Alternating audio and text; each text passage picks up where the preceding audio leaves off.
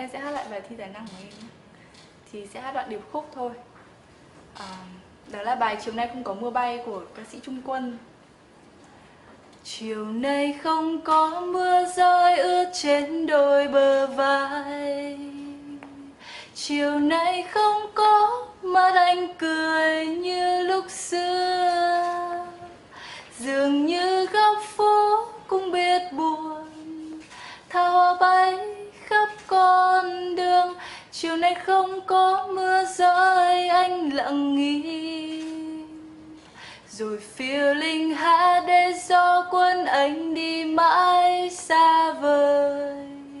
Lần mây phiêu lãng nơi cuối trời tìm em. Phải làm sao để con u cười.